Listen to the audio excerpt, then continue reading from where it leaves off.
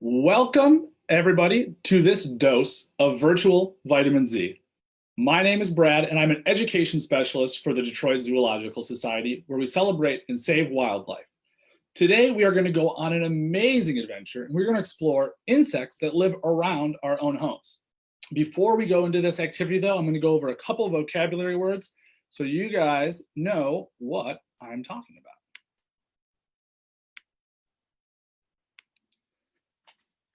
All right, so our vocabulary words for today. The first one is nocturnal, and you've probably heard this word before. That describes an animal who's active at night. If we think about ourselves, humans, we're usually active during the day. But I want you to think about what are some animals around your house that come out at night. So let's think about it. You might be thinking about a skunk, maybe a raccoon, maybe a rabbit. But now let's think even smaller. Let's think about insects. So insect is our next vocabulary word. You've probably heard this word before too. All right, insects are one of those really, really small animals whom we share our planet with. And oftentimes, they're a little overlooked, but they're really important. Insects have a lot of different jobs. And also insects just have intrinsic value because they're so cool. And I will show you how they're really cool a little bit later. The next word is night flying, which sounds like what it is. It's something that flies at night. I just wanted to explain that because I'm going to be saying that a couple times during this video. And then the last two words are observation and identification. And those are two pretty big words. And we're going to come back to those two, okay? So let's start though. We know what nocturnal is. Let's talk about insects. So what is an insect? When we talk about insects, we know they're little. They live around our homes.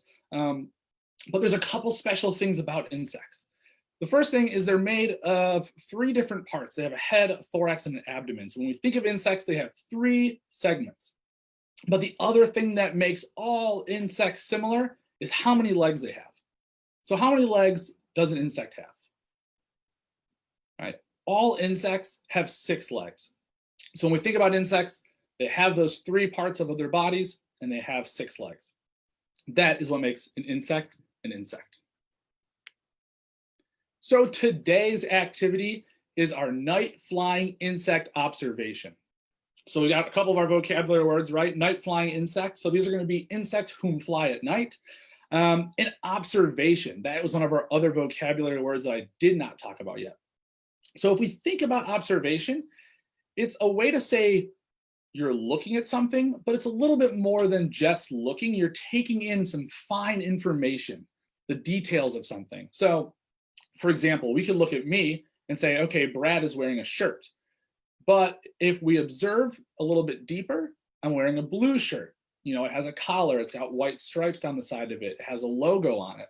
So observations are when we start diving a little bit deeper past the surface observation, and we look for those more small details.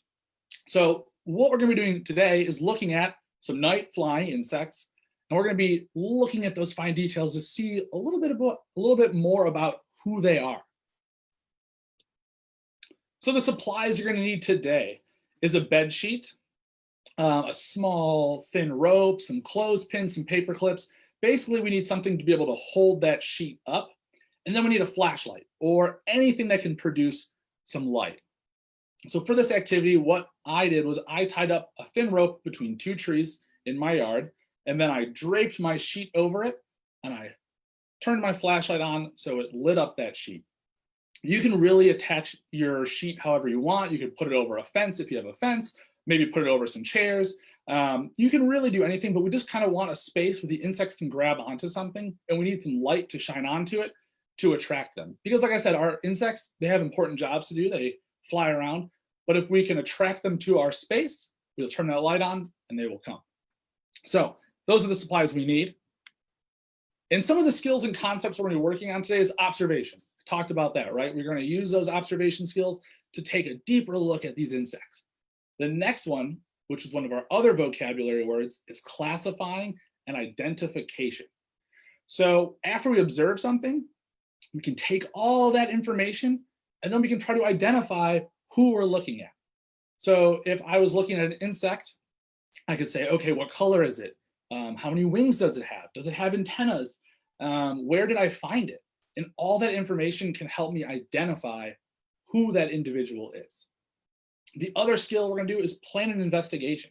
So we're going to set up this investigation. We're going to set up an area near our home where we can actually look at these animals and get an inside look at the secret lives that they're living while we're all sleeping.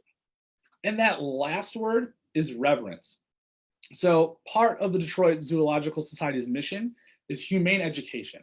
And we want to celebrate all animals, big and small. So you can see we're looking at some of the smallest animals on our planet. So we want to instill that reverence, which is that awe and that respect. So hopefully we can build some reverence for some of our smallest animals whom we share our planet with. But before we get moving on to this, I actually have a special guest who is going to help me introduce this lesson to you all. So we are going to meet Brad from the past. That's right. We are doing a little bit of time traveling today. So we are going to meet Brad from the past. All right, thank you, Brad from the future. This is Brad from the past. And as you can see, we've got our sheet set up here. We've got our light shining on it. And we've had it set up now for about 30 minutes, just a little bit after sunset. And the insects are starting to gather. It's gonna be a little hard to see because a lot of them are really small, but this moth down here is pretty big. You can probably see. I can see that. Also another insect over here.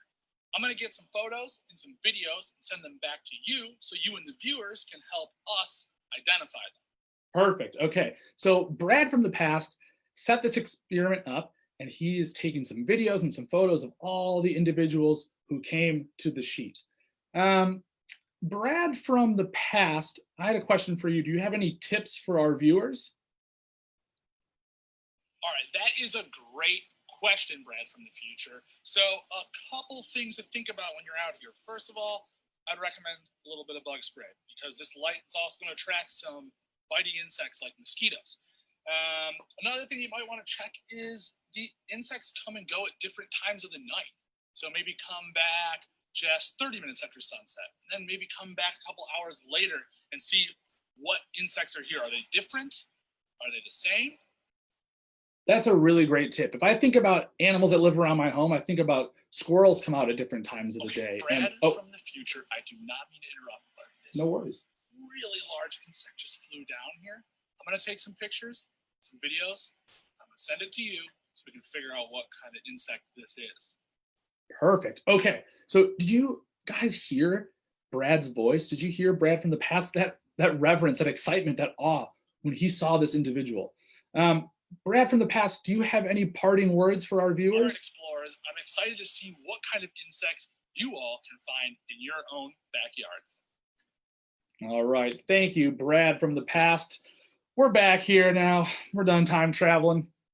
And I have all those photos that I took in the past, and I'm going to share that now with you. And I need all of your help to identify who these insects are. We want to find out a little bit more about who they are.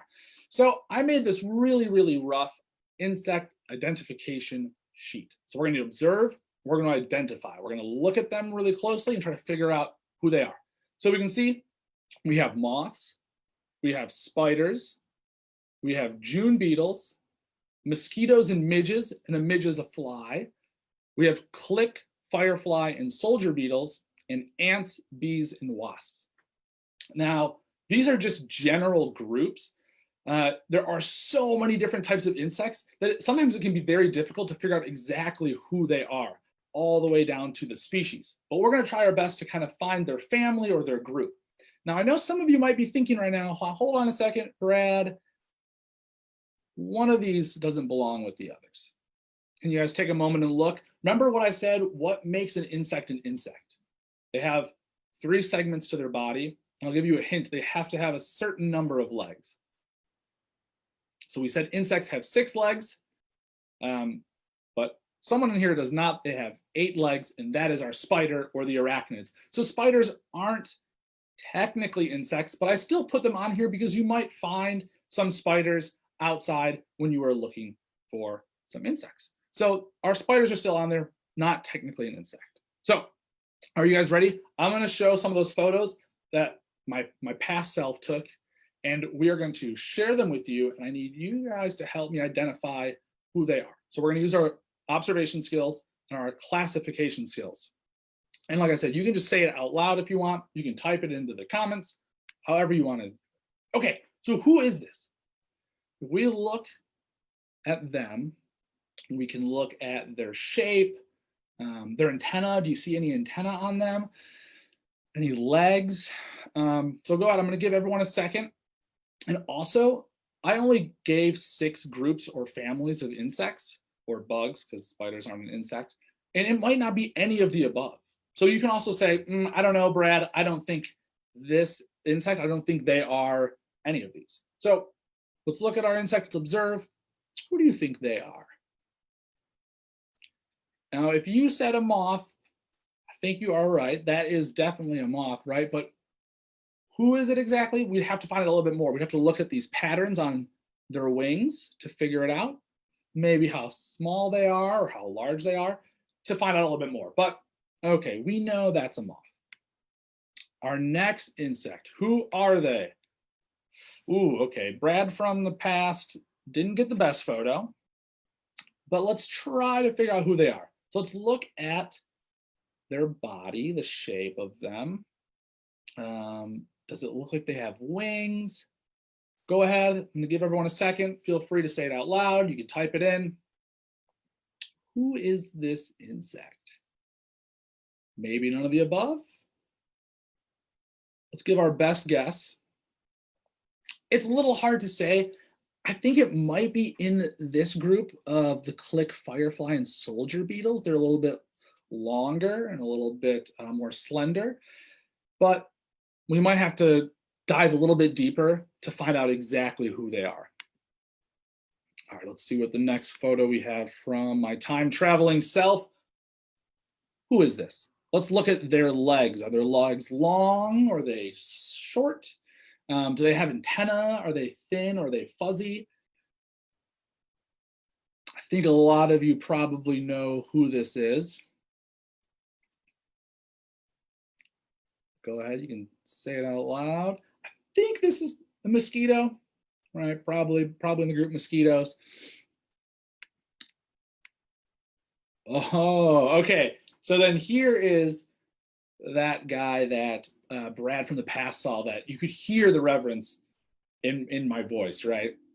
So, this individual is really big, really, really unique. You can kind of see, if you look really close, you can see his or her eyes. You can see the intricate little spikes on their legs. So go ahead. Who do you think this might be? If I had to guess, I'd probably say it's a June beetle. There's a lot of different kinds, but I think that's probably a June beetle. Okay, this one's a tough one. What do we think? Let's use those observation skills. Try to see, does it have long or short legs?